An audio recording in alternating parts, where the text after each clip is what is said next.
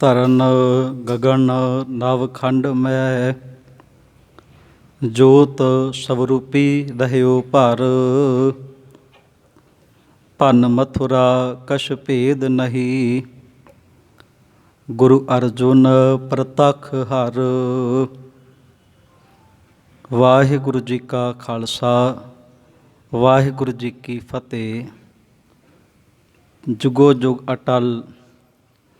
ਧੰਨ ਸਤਿਗੁਰੂ ਸਾਹਿਬ ਸ੍ਰੀ ਗੁਰੂ ਗ੍ਰੰਥ ਸਾਹਿਬ ਮਹਾਰਾਜ ਸੱਚੇ ਪਾਤਸ਼ਾਹ ਜੀ ਦੀ ਪਾਵਨ ਪਵਿੱਤਰ ਮੁਬਾਰਕ ਗੋਦ ਵਿੱਚ ਸੁਭਾਏਮਾਨ ਗੁਰੂ ਪਿਆਰ ਵਾਲਿਓ, ਅੱਜ 26 ਮਈ ਸੰਨ 2020 ਪੰਚਮ ਪਾਤਸ਼ਾਹ ਬਾਣੀ ਕੇ ਬੋਹਿਤ ਸ਼ਹੀਦਾਂ ਦੇ ਸਿਰਤਾਜ ਧੰਨ ਗੁਰੂ ਅਰਜਨ ਦੇਵ ਮਹਾਰਾਜ ਸੱਚੇ ਪਿਤਾ ਜੀ ਦਾ ਪਾਵਨ ਪਵਿੱਤਰ ਸ਼ਹੀਦੀ ਦਿਹਾੜਾ ਹੈ ਜੀ। ਧੰਨ ਧੰਨ ਸਾਹਿਬ ਸ੍ਰੀ ਗੁਰੂ ਅਰਜਨ ਦੇਵ ਮਹਾਰਾਜ ਸੱਚੇ ਪਾਤਸ਼ਾਹ ਜੀ ਦਾ ਜੋ ਜੀਵਨ ਹੈ ਉਹ ਇੱਕ ਵਡਮੁੱਲਾ ਜੀਵਨ ਹੈ ਜੀ। ਧੰਨ ਗੁਰੂ ਅਰਜਨ ਦੇਵ ਮਹਾਰਾਜ ਸੱਚੇ ਪਾਤਸ਼ਾਹ ਜੀ ਦੇ ਜੀਵਨ ਉੱਤੇ ਆਪਾਂ ਨੇ ਚੰਦ ਕੁ ਮਿੰਟ ਇੱਕ ਪੰਛੀ ਝਾਤ ਜੋ ਹੈ ਉਹ ਪਾਉਣ ਦਾ ਯਤਨ ਕਰਨਾ ਹੈ ਜੀ।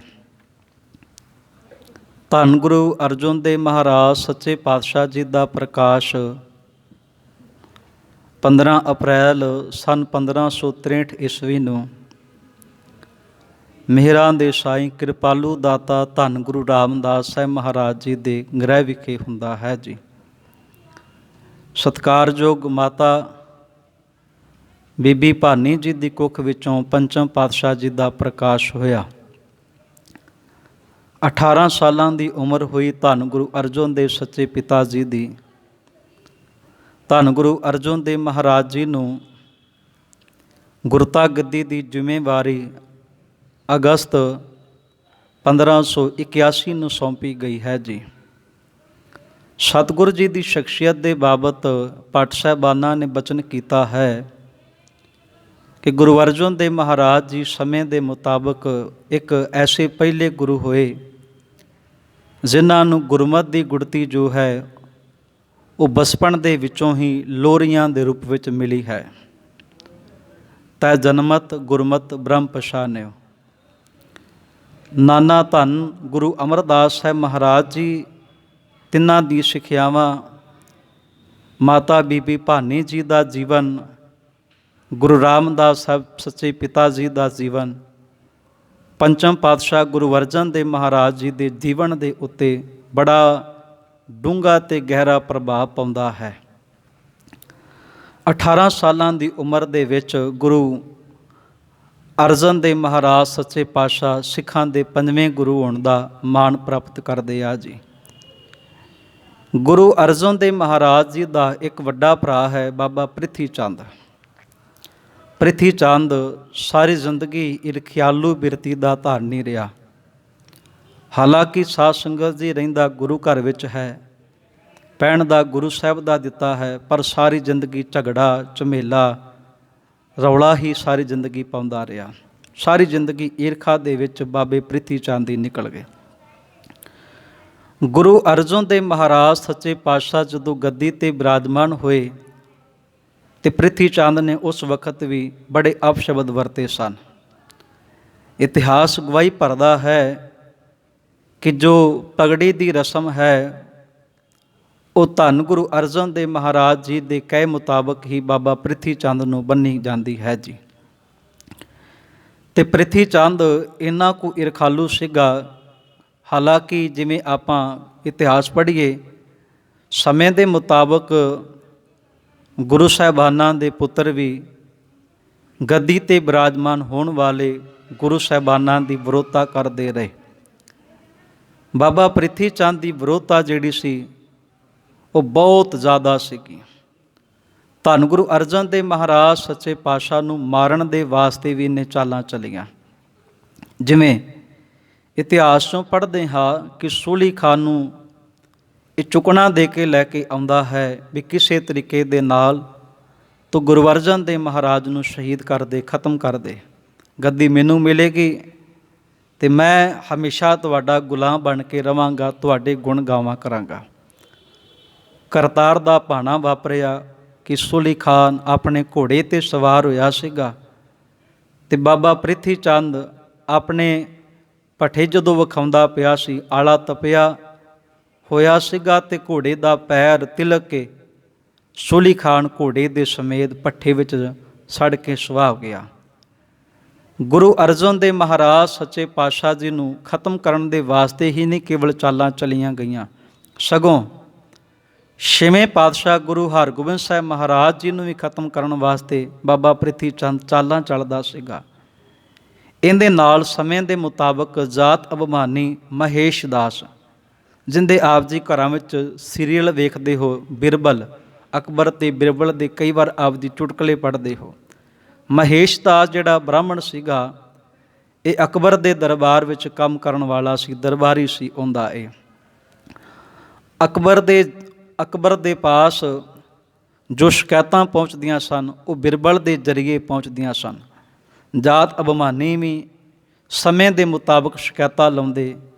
ਗੁਰੂ ਅਰਜਨ ਦੇਵ ਮਹਾਰਾਜ ਸੱਚੇ ਪਾਤਸ਼ਾਹ ਦਾ ਭਰਾ ਵੀ ਗੁਰੂ ਸਾਹਿਬ ਮਹਾਰਾਜ ਜੀ ਦੇ ਘਰ ਦੀ ਵਿਰੋਧਤਾ ਕਰਦਾ ਰਿਹਾ। ਇਹ ਪਹਿਲਾ ਕਾਰਨ ਇਹ ਹੈ ਕਿ ਗੁਰੂ ਸਾਹਿਬ ਮਹਾਰਾਜ ਸੱਚੇ ਪਾਤਸ਼ਾਹ ਦਾ ਸਕਾ ਭਰਾ ਗੁਰੂ ਅਰਜਨ ਦੇਵ ਮਹਾਰਾਜ ਨੂੰ ਖਤਮ ਕਰਨ ਦੇ ਵਾਸਤੇ ਬੜੀਆਂ ਸਾਜ਼ਿਸ਼ਾਂ ਰਚਦਾ ਰਿਹਾ। ਅੱਗੇ ਜਾ ਕੇ ਇਹਦਾ ਰੋਲ ਸੀ ਜਿਹੜਾ ਉਹ ਸਮੇਂ ਦੇ ਮੁਤਾਬਕ ਸ਼ੇਖ ਫਰੀਦ ਬੁਖਾਰੀ, ਜਿਹਨੂੰ ਮਰਤਜ਼ਾ ਖਾਨ ਦਾ ਰੁਤਬਾ ਪ੍ਰਾਪਤ ਸੀਗਾ, ਉਹਦੇ ਨਾਲ ਵੀ ਇਹਦੀ ਸਾਂਝ ਰਹੀ। ਸ਼ੇਖ ਅਹਿਮਦ ਸਰਹੰਦੀ ਦੇ ਨਾਲ ਵੀ ਇਹਨੇ ਸਾਂਝ ਬਣਾ ਕੇ ਰੱਖੀ ਬਾਬਾ ਪ੍ਰਿਥੀ ਚੰਦ ਨੇ। ਪਹਿਲਾ ਕਾਰਨ ਇਹ ਬਣਿਆ। ਦੂਸਰਾ ਕਾਰਨ ਆਪਾਂ ਵੇਖੀਏ, ਜਿਹੜੇ ਜਾਤ ਅਭਿਮਾਨੀ ਸਨ, ਗੁਰੂ ਨਾਨਕ ਸਾਹਿਬ ਮਹਾਰਾਜ ਸੱਚੇ ਪਾਤਸ਼ਾਹ ਦੇ ਸਮੇਂ ਤੋਂ ਵਿਰੋਧਤਾ ਕਰਦੇ ਸਨ। ਉਹਨਾਂ ਨੂੰ ਗੁਰੂ ਨਾਨਕ ਸਾਹਿਬ ਮਹਾਰਾਜ ਸੱਚੇ ਪਾਤਸ਼ਾਹ ਦੇ ਘਰ ਤੋਂ, ਗੁਰੂ ਨਾਨਕ ਸਾਹਿਬ ਦੇ ਸਿਧਾਂਤਾਂ ਤੋਂ ਬੜਾ ਖਤਰਾ ਸੀਗਾ, ਜਿੰਦੇ ਵਿੱਚੋਂ ਆਪਾਂ ਆਮ ਕਰਕੇ ਪੜ੍ਹਦੇ ਹਾਂ ਸਖੀ ਸਰਵਰੀਆਂ ਦੀ ਜੋ ਗੱਦੀ ਸੀ ਤਰਨਤਾਰਨ ਦੀ ਧਰਤੀ 'ਤੇ। ਇਹ ਦੂਸਰਾ ਕਾਰਨ ਸਖੀ ਸਰਵਰੀਆਂ ਦਾ ਪ੍ਰਚਾਰ ਸੀ ਜਿਹੜਾ ਇਹ ਸਮੇਂ ਦੇ ਮੁਤਾਬਕ ਖਤਮ ਹੁੰਦਾ ਜਾਂਦਾ ਸੀਗਾ। ਵੱਡੇ ਵੱਡੇ ਚੌਧਰੀ ਪਿੰਡਾਂ ਦੇ ਸਖੀ ਸਰਵਰੀਆਂ ਨੂੰ ਛੱਡ ਕੇ, ਜਿਵੇਂ ਸਤਿਕਾਰਯੋਗ ਭਾਈ ਸਾਹਿਬ ਭਾਈ ਮੰਝ ਜੀ, ਭਾਈ ਬਹਿਲੋ ਜੀ ਆਦਿ ਹੋਰ ਗੁਰੂ ਸਿੱਖ ਸਖੀ ਸਰਵਰੀਆਂ ਦੀ ਪੂਜਾ ਛੱਡ ਕੇ ਗੁਰੂ ਘਰ ਦੇ ਨਾਲ ਜੁੜਨ ਲੱਗ ਪਏ। ਜਦੋਂ ਤਰਨਤਾਰਨ ਸਾਹਿਬ ਜੀ ਦੇ ਸਰੋਵਰ ਦੀ ਉਸਾਰੀ ਹੋਣ ਵਾਸਤੇ ਜੋ ਇੱਟਾਂ ਲਿਆਂਦੀਆਂ ਗਈਆਂ, ਸਮੇਂ ਦੇ ਮੁਤਾਬਕ ਹਾਕਮ ਨੂਰਦੀਨ ਨੇ 1590 ਦੇ ਅੰਦਰ ਤਰਨਤਾਰਨ ਸਾਹਿਬ ਦੇ ਸਰੋਵਰ ਦੀਆਂ ਇੱਟਾਂ ਜਿਹੜੀਆਂ ਸਨ ਉਹ ਲੁੱਟ ਲਈਆਂ, ਜਿਨ੍ਹਾਂ ਨੂੰ ਬਾਅਦ ਦੇ ਵਿੱਚ ਸਤਿਕਾਰਯੋਗ ਸਰਦਾਰ ਬੁੱਧ ਸਿੰਘ ਜੀ ਫੈਜ਼ਲਾਪੁਰੀਆ, ਤਿੰਨਾਂ ਨੇ 1774 ਅਤੇ 75 ਦੇ ਅੰਦਰ ਉਹ ਇੱਟਾਂ ਮੁੜ ਸਖੀ ਸਰਵਰੀਆਂ ਦੇ ਸਥਾਨ ਤੋਂ ਲਿਆ ਕੇ ਗੁਰੂ ਸਾਹਿਬ ਦੇ ਸਰੋਵਰਾਂ ਵਿੱਚ ਲਗਾਈਆਂ ਗਈਆਂ। ਸਖੀ ਸਰਵਰੀਆਂ ਦਾ ਕੀ ਕੰਮ ਸੀਗਾ? ਇਹ ਸਮੇਂ ਦੇ ਮੁਤਾਬਕ ਹਿੰਦੂ ਵੀਰਾਂ ਨੂੰ ਆਪਣੀਆਂ ਬਾਤਾਂ ਵਿੱਚ ਉਲਝਾ ਕੇ ਉਹਨਾਂ ਨੂੰ ਹੌਲੀ ਹੌਲੀ ਇਸਲਾਮ ਦੇ ਵਿੱਚ ਲਿਆਉਂਦੇ ਸਨ।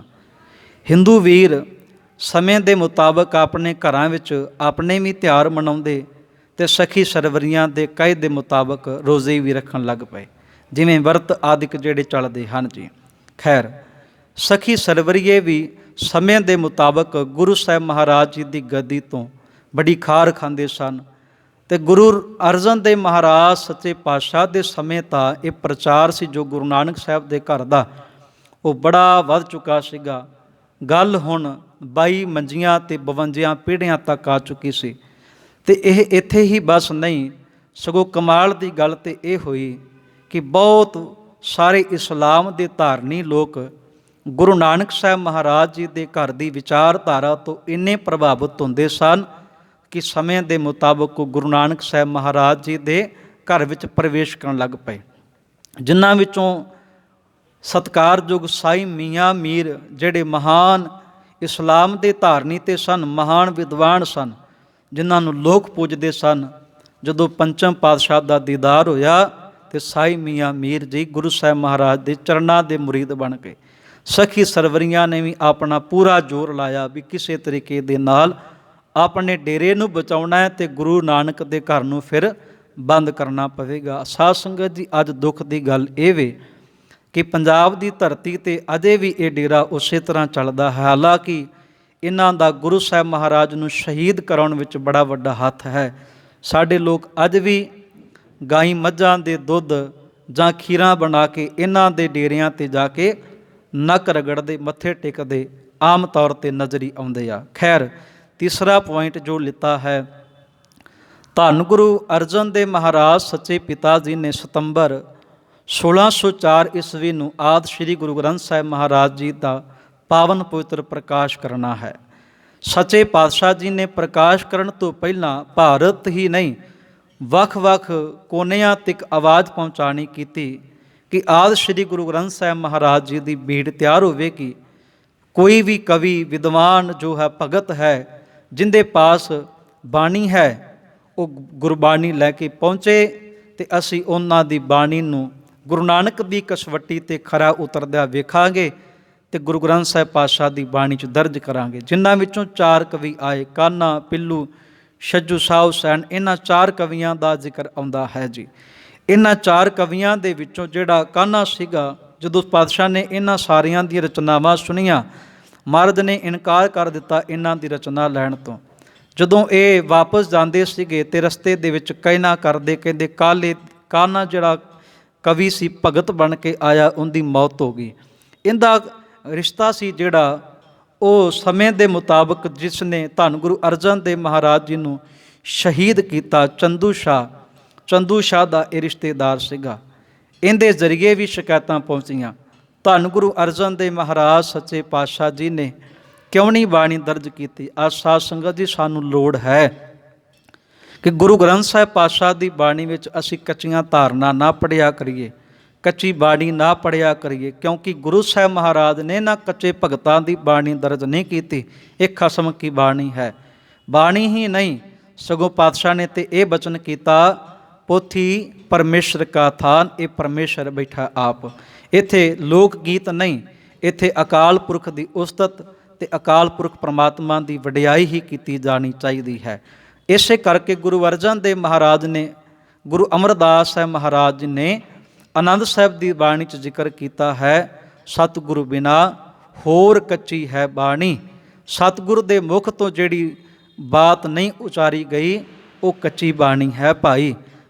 ਇਹ ਹਨ ਕੁਛ ਪੁਆਇੰਟ। ਉਸ ਤੋਂ ਅੱਗੇ ਆਪਾਂ ਚੱਲੀਏ। ਧੰਨ ਗੁਰੂ ਅਰਜਨ ਦੇਵ ਮਹਾਰਾਜ ਸੱਚੇ ਪਾਤਸ਼ਾਹ ਨੂੰ ਸ਼ਹੀਦ ਕਰਨ ਦੇ ਵਿੱਚ ਚੰਦੂ ਦਾ ਇੱਕ ਰੋਲ ਸੀਗਾ। ਚੰਦੂ ਸ਼ਾਹ ਦੀ ਬੱਚੀ ਦਾ ਨਾਮ ਸੀ ਸਦਾ ਕੌਰ। ਸਮੇਂ ਦੇ ਮੁਤਾਬਕ ਕੀ ਹੁੰਦਾ ਸੀ, ਲੋਕ ਇੱਕ ਦੂਜੇ ਦੀ ਬੱਚੀਆਂ ਦੇ ਰਿਸ਼ਤੇ ਕਰਦੇ ਸਨ। ਜਿਵੇਂ ਉਸ ਵਕਤ ਡੂਮ ਕਹਿ ਜਾਂਦੇ, ਭੰਡ ਕਹੀ ਜਾਂਦੇ ਸਨ, ਜਾਂ ਕੁਛ ਹੋਰ ਐਸੇ ਹੁੰਦੇ ਸਨ ਸੱਜਣ ਜਿਹੜੇ ਇੱਕ ਦੂਜੇ ਦੇ ਬੱਚੀਆਂ ਦੇ ਰਿਸ਼ਤੇ ਨਾਤੇ ਇੱਕ ਦੂਜੇ ਦੇ ਨਾਲ ਤੈਅ ਕਰਦੇ ਸਨ। ਚੰਦੂ ਸ਼ਾਹ ਨੇ ਆਪਣੀ ਬੱਚੀ ਸਦਾ ਕੌਰ ਦਾ ਰਿਸ਼ਤਾ ਕਰਨ ਵਾਸਤੇ ਕੁਝ ਸੱਜਣਾਂ ਨੂੰ ਭੇਜਿਆ। ਉਹ ਭਾਰਤ ਦੇ ਵਿੱਚ ਵੱਖ-ਵੱਖ ਥਾਵਾਂ 'ਤੇ ਵਿਚਰੇ, ਪਰ ਜਦੋਂ ਗੁਰੂ ਅਰਜਨ ਦੇਵ ਮਹਾਰਾਜ ਸੱਚੇ ਪਾਤਸ਼ਾਹ ਦੇ ਘਰ ਗਏ ਅਤੇ ਗੁਰੂ ਸਾਹਿਬ ਮਹਾਰਾਜ ਜੀ ਦੇ ਘਰ ਦੀ ਸ਼ੋਭਾ ਵੇਖੀ, ਵਡਿਆਈ ਵੇਖੀ, ਅਤੇ ਗੁਰੂ ਸਾਹਿਬ ਮਹਾਰਾਜ ਜੀ ਦੇ ਜਵਾਨ ਪੁੱਤਰ ਹੁੰਦੇ ਪਏ ਨੇ ਧੰਨ ਗੁਰੂ ਹਰਗੋਬਿੰਦ ਸਾਹਿਬ ਮਹਾਰਾਜ ਜੀ। ਗੱਲ ਆ ਪਈ ਕਿ ਆਪ ਜੀ ਕਿਰਪਾ ਕਰੋ, ਚੰਦੂ ਦੀ ਬੱਚੀ ਸਦਾ ਕੌਰ ਦਾ ਰਿਸ਼ਤਾ ਜਿਹੜਾ ਆਪਣੇ ਪੁੱਤਰ ਦੇ ਨਾਲ ਤੈਅ ਕਰ ਦਿਓ। ਮਹਾਰਾਜ ਸੱਚੇ ਪਾਤਸ਼ਾਹ ਨੇ ਸੰਗਤ ਦੇ ਸਲਾਹ ਦੇ ਮੁਤਾਬਕ ਆਪਣੇ ਪੁੱਤਰ ਗੁਰੂ ਹਰਗੋਬਿੰਦ ਸਾਹਿਬ ਮਹਾਰਾਜ ਜੀ ਦਾ ਰਿਸ਼ਤਾ ਚੰਦੂ ਸ਼ਾਹ ਦੀ ਬੱਚੀ ਜਿਹੜੀ ਹੈ ਸਦਾ ਕੌਰ, ਉਹਦੇ ਨਾਲ ਤੈਅ ਕੀਤਾ ਗਿਆ। ਚੰਦੂ ਸ਼ਾਹ ਦੇ ਪਾਸ ਜਦੋਂ ਇਹ ਵਾਪਸ ਸੱਜਣ ਪਹੁੰਚੇ ਆ ਅਤੇ ਚੰਦੂ ਨੂੰ ਕਹਿਣਾ ਕਰਦੇ, ਸੱਜਣਾ ਤੈਨੂੰ ਵਧਾਈਆਂ ਹੋਣ, ਮੁਬਾਰਕਾਂ ਹੋਣ, ਤੇਰੀ ਧੀ ਦਾ ਰਿਸ਼ਤਾ ਬੜੇ ਉੱਚੇ ਘਰਾਣੇ ਵਿੱਚ ਕੀਤਾ ਹੈ। ਚੰਦੂ ਪੁੱਛਣਾ ਕਰਦਾ ਹੈ, ਕਿੱਡਾ ਉੱਚਾ ਘਰ ਹੈ? ਚੰਦੂ ਨੂੰ ਸਮਝਾਇਆ ਜਾਂਦਾ ਵੀ ਘਰ ਦੇ ਵਰਗੀ ਉਸਤਤ ਕੀਤੀ ਨਹੀਂ ਜਾ ਸਕਦੀ, ਕਿਉਂਕਿ ਉਸ ਘਰ ਦੀ ਤੇ ਗੱਲ ਐਡੀ ਕਮਾਲ ਦੀ ਹੈ, ਡਿੱਠੇ ਸਭੇ ਥਾਪ ਨਹੀਂ ਤੁਧ ਜਿਹਾ। ਉਸ ਘਰ ਵਰਗਾ ਕੋਈ ਦੁਨੀਆ 'ਤੇ ਘਰ ਨਹੀਂ ਹੋ। ਜਿੰਨਾ ਮਾਣ, ਜਿੰਨੀ ਵਡਿਆਈ, ਜਿੰਨਾ ਧਨ ਦੌਲਤ ਸਤਿਕਾਰ ਉਸ ਘਰ ਵਿੱਚ ਮਿਲਦਾ ਪਿਆ ਇੱਕ ਦੂਜੇ ਨੂੰ, ਉਹਨਾਂ ਸਤਿਕਾਰ ਕਿਸੇ ਘਰ ਵਿੱਚ ਨਹੀਂ ਕਦੀ ਵੇਖਿਆ ਜਾ ਸਕਦਾ। ਅਤੇ ਪੁੱਛਣਾ ਕਰਦਾ ਵੀ ਐਸਾ ਕਿਹੜਾ ਘਰ ਹੈ, ਫਿਰ ਦੱਸੋ ਤਾਂ ਸਹੀ। ਚੰਦੂ ਨੂੰ ਜਵਾਬ ਮਿਲਿਆ ਕਿ ਉਹ ਘਰ ਗੁਰੂ ਨਾਨਕ ਸਾਹਿਬ ਮਹਾਰਾਜ ਜੀ ਦਾ ਹੈ। ਅਸੀਂ ਤੇਰੀ ਧੀ ਸਦਾ ਕੌਰ ਦਾ ਰਿਸ਼ਤਾ ਸਿੱਖਾਂ ਦੇ ਪੰਜਵੇਂ ਗੁਰੂ ਗੁਰੂ ਅਰਜਨ ਦੇਵ ਮਹਾਰਾਜ ਸੱਚੇ ਪਾਤਸ਼ਾਹ ਦੇ ਸਪੁੱਤਰ, ਇਕਲੌਤਾ ਸਪੁੱਤਰ ਹੈ ਗੁਰੂ ਹਰਗੋਬਿੰਦ ਸਾਹਿਬ ਮਹਾਰਾਜ, ਉਹਨਾਂ ਦੇ ਨਾਲ ਤੈਅ ਕੀਤਾ ਹੈ। ਚੰਦੂ ਨੇ ਉਸੇ ਵਕਤ ਜ਼ੁਬਾਨ ਤੋਂ ਸ਼ਬਦ ਬੋਲੇ ਕਿ ਤੁਸੀਂ ਚੁਬਾਰੇ ਦੀ ਇੱਟ ਨੂੰ ਮੋਰੀ ਦੇ ਨਾਲ ਲਾਉਣਾ ਕੀਤਾ। ਆਪਣੇ ਆਪ ਨੂੰ ਚੁਬਾਰਾ ਕਿਹਾ, ਗੁਰੂ ਨਾਨਕ ਦੇ ਘਰ ਨੂੰ ਉਹਨੇ ਮੋਰੀ ਕਹਿਣਾ ਕੀਤਾ ਹੈ। ਜਦੋਂ ਇਹ ਸ਼ਬਦ ਗੁਰੂ ਸਾਹਿਬ ਮਹਾਰਾਜ ਸੱਚੇ ਪਾਤਸ਼ਾਹ ਤੱਕ ਪਹੁੰਚੇ ਤੇ ਮਹਾਰਾਜ ਸੱਚੇ ਪਾਤਸ਼ਾਹ ਨੂੰ ਸੰਗਤ ਨੇ ਬੇਨਤੀ ਕੀਤੀ, ਪਾਤਸ਼ਾਹ ਨਹੀਂ, ਹੰਕਾਰੀ ਹੈ, ਹੰਕਾਰ ਦੇ ਵਿੱਚ ਗਲਤਾਨ ਰਹਿੰਦਾ ਹੈ, ਆਪ ਜੀ ਕਿਰਪਾ ਕਰੋ, ਇਹਦੀ ਧੀ ਦਾ ਰਿਸ਼ਤਾ ਨਾ ਲਵੋ, ਇਹ ਆਪ ਜੀ ਮਨਾ ਕਰ ਦਿਓ। ਸਤਿਗੁਰੂ ਜੀ ਨੇ ਸੰਗਤ ਦੇ ਹੁਕਮ ਦੇ ਮੁਤਾਬਕ ਹੀ ਰਿਸ਼ਤਾ ਲਿਆ। ਸੰਗਤ ਦੀ ਬੇਨਤੀ ਦੇ ਮੁਤਾਬਕ ਇਸ ਰਿਸ਼ਤੇ ਤੋਂ ਮਨਾ ਕਰ ਦਿੱਤਾ ਗਿਆ। ਚੰਦੂ ਬੜਾ ਉਸ ਵਕਤ ਸੜ ਬਲ ਗਿਆ। ਹਾਲਾਂਕਿ ਇਹ ਕੋਈ ਸਰਕਾਰੀ ਦਰਬਾਰ ਵਿੱਚ ਕੋਈ ਬਹੁਤਾ ਵੱਡਾ ਰੁਤਬਾ ਨਹੀਂ ਸੀ ਰੱਖਦਾ, ਪਰ ਆਪ ਜੀ ਜਾਣਦੇ ਹੋ ਕਈ ਵਾਰ ਛੋਟਾ ਜਿਹਾ ਕਲਰਕ ਵੀ ਹੋਵੇ, ਨੌਕਰ ਵੀ ਹੋਵੇ, ਜਿਵੇਂ ਅੱਜ ਦੇ ਸਮੇਂ 'ਚ ਕਾਨੂੰਨ ਹੈ, ਪੁਲਿਸ ਹੈ, ਤਿੰਨਾਂ ਦੇ ਸਾਹਮਣੇ ਆਪ ਜੀ ਜਦੋਂ ਪੇਸ਼ ਹੋਣਾ ਕਰਦੇ ਹੋ ਤੇ ਛੋਟੇ ਛੋਟੇ ਅਹੁਦੇਦਾਰ ਵੀ ਬੜੀਆਂ ਵੱਡੀਆਂ ਮੁਸੀਬਤਾਂ ਦੇ ਵਿੱਚ ਆਮ ਕਰਕੇ ਬੰਦੇ ਨੂੰ ਫਸਾਉਂਦੇ ਨਜ਼ਰ ਆਉਂਦੇ ਆ। ਧੰਨ ਗੁਰੂ ਅਰਜਨ ਦੇਵ ਮਹਾਰਾਜ ਸੱਚੇ ਪਾਤਸ਼ਾਹ ਨੂੰ ਸ਼ਹੀਦ ਕਰਨ ਦੇ ਇਹ ਕਾਰਨ ਬਣੇ।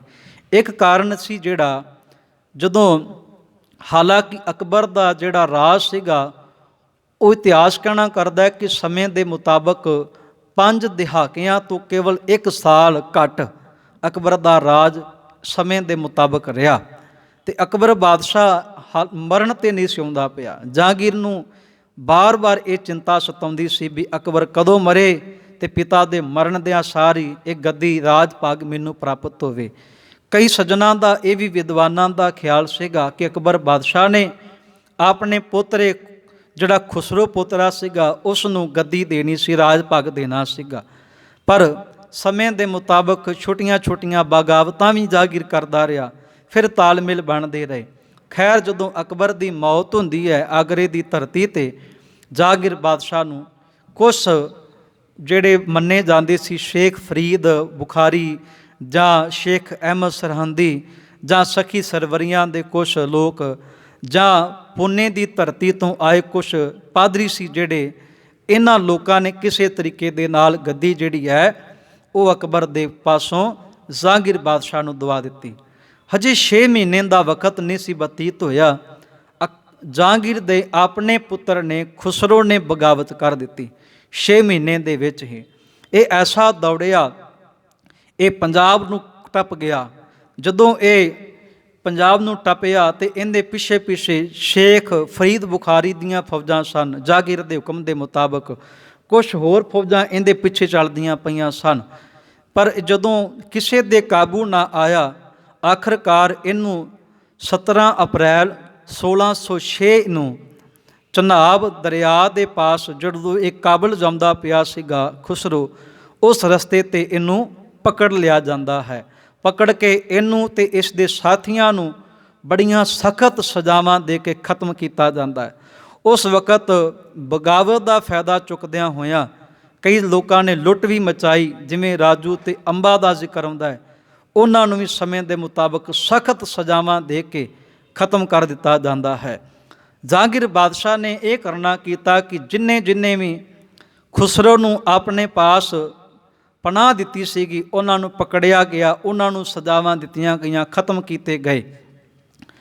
ਇਸ ਗੱਲ ਦਾ ਫਾਇਦਾ ਚੁੱਕਦਿਆਂ ਹੋਇਆਂ ਇੱਕ ਗੱਲ ਆਈ, ਗੁਰੂ ਅਰਜਨ ਦੇਵ ਮਹਾਰਾਜ ਸੱਚੇ ਪਾਤਸ਼ਾਹ ਜੀ ਦੇ ਪਾਸ ਖੁਸਰੋ ਗਿਆ ਸੀਗਾ ਤੇ ਖੁਸਰੋ ਨੂੰ ਗੁਰੂ ਸਾਹਿਬ ਮਹਾਰਾਜ ਜੀ ਨੇ ਆਪਣੇ ਪਾਸ ਪਨਾਹ ਦਿੱਤੀ ਹੈ ਜੀ। ਧੰਨ ਗੁਰੂ ਅਰਜਨ ਦੇਵ ਮਹਾਰਾਜ ਸੱਚੇ ਪਾਤਸ਼ਾਹ ਦੇ ਨਾਲ ਹਾਲਾਂਕਿ ਖੁਸਰੋ ਦੀ ਕੋਈ ਮੁਲਾਕਾਤ ਨਹੀਂ ਹੋਈ, ਪਰ ਸਮੇਂ ਦੇ ਮੁਤਾਬਕ ਆਪ ਜੀ ਜਾਣਦੇ ਹੋ ਕਿਸੇ ਵੀ ਪ੍ਰਕਾਰ ਦਾ ਕੋਈ ਦੰਗਾ ਫਸਾਦ ਹੁੰਦਾ ਹੈ, ਖੁੰਦਕਾਂ ਕੱਢਣ ਵਾਲੇ ਲੋਕ ਸਮੇਂ ਦੇ ਮੁਤਾਬਕ ਹਰ ਗੱਲ ਦਾ ਫਾਇਦਾ ਚੁੱਕਦੇ ਆ ਜੀ। ਜਹਾਂਗੀਰ ਬਾਦਸ਼ਾਹ ਤੱਕ ਇਹ ਖਬਰ ਪਹੁੰਚਾਈ ਗਈ ਵੀ ਗੁਰੂ ਸਾਹਿਬ ਨੇ ਪਨਾਹ ਦਿੱਤੀ, ਉਹਨਾਂ ਨੂੰ ਕੇਸਰ ਦਾ ਟਿੱਕਾ ਤੱਕ ਲਾਇਆ, ਇੱਦਾਂ ਦੇ ਸ਼ਬਦ ਬੋਲੇ ਗਏ। ਇਸੇ ਤਰੀਕੇ ਅਨੁਸਾਰ ਧੰਨ ਗੁਰੂ ਅਰਜਨ ਦੇਵ ਮਹਾਰਾਜ ਸੱਚੇ ਪਾਤਸ਼ਾਹ ਜੀ ਨੂੰ ਸ਼ਹੀਦ ਕਰਨ ਦਾ ਜਿਹੜਾ ਹੈ ਉਹ ਹੁਕਮ ਦਿੱਤਾ ਜਾਂਦਾ ਹੈ। ਗੁਰੂ ਸਾਹਿਬ ਮਹਾਰਾਜ ਜੀ ਨੂੰ ਲਾਹੌਰ ਦੀ ਧਰਤੀ 'ਤੇ ਗ੍ਰਿਫਤਾਰ ਕਰਕੇ ਲਿਆਂਦਾ ਗਿਆ ਤੇ ਧੰਨ ਗੁਰੂ ਅਰਜਨ ਦੇਵ ਮਹਾਰਾਜ ਸੱਚੇ ਪਾਤਸ਼ਾਹ ਜੀ ਨੂੰ ਤੱਤੀ ਤਵੀ 'ਤੇ ਬਿਠਾਇਆ ਗਿਆ। ਗੁਰੂ ਅਰਜਨ ਦੇਵ ਮਹਾਰਾਜ ਸੱਚੇ ਪਾਤਸ਼ਾਹ ਨੂੰ ਉਬਲਦੀ ਦੇਗ 'ਚ ਬਿਠਾਇਆ ਜਾਂਦਾ ਹੈ। ਸੀਸ 'ਤੇ ਗਰਮ ਰੇਤਾ ਪੈਂਦਾ ਹੈ। ਗੁਰੂ ਸਾਹਿਬ ਪਾਤਸ਼ਾਹ ਜੀ ਦੇ ਸਰੀਰ ਜਿਹੜਾ ਹੈ ਛਲਣੀ ਛਲਣੀ ਹੋ ਜਾਂਦਾ ਹੈ। ਆਖਰਕਾਰ ਧੰਨ ਗੁਰੂ ਅਰਜਨ ਦੇਵ ਮਹਾਰਾਜ ਸੱਚੇ ਪਾਤਸ਼ਾਹ ਦੇ ਨਾਲ ਜਦੋਂ ਸਾਈ ਮੀਆਂ ਮੀਰ ਦੀ ਮੁਲਾਕਾਤ ਹੁੰਦੀ ਹੈ ਤੇ ਸਾਈ ਮੀਆਂ ਮੀਰ ਨੇ ਪਾਤਸ਼ਾਹ ਨੂੰ ਕਿਸੇ ਵਕਤ 1557 ਦੇ ਵਿੱਚ ਇਸੇ ਲਾਹੌਰ ਦੀ ਧਰਤੀ ਵਿੱਚ ਮਹਾਰਾਜ ਜੀ ਨੂੰ ਕਾਲ ਪੈਣ 'ਤੇ ਲੋਕਾਂ ਦੀ ਸੇਵਾ ਕਰਦਿਆਂ ਵੇਖਿਆ। ਅੱਜ ਲਾਹੌਰ ਦੀ ਧਰਤੀ 'ਤੇ ਪਾਤਸ਼ਾਹ ਨੂੰ ਤਸੀਹੇ ਸਹਿੰਦਿਆਂ ਵੇਖਦੇ ਪਏ ਨੇ। ਮਹਾਰਾਜ ਸੱਚੇ ਪਾਤਸ਼ਾਹ ਜੀ ਨੂੰ ਜਾਸਾ ਕਾਨੂੰਨ ਦੇ ਹੇਠਾਂ ਸ਼ਹੀਦ ਕੀਤਾ ਜਾਂਦਾ ਹੈ। ਇਹ ਸਾਰਾ ਜਿਹੜਾ ਉਸ ਵਕਤ ਦਾ ਘਟਨਾਕ੍ਰਮ ਸੀਗਾ ਉਹ ਸਾਰੀ ਜ਼ਿੰਮੇਵਾਰੀ ਚੰਦੂ ਨੂੰ ਸੌਂਪੀ ਜਾਂਦੀ ਹੈ।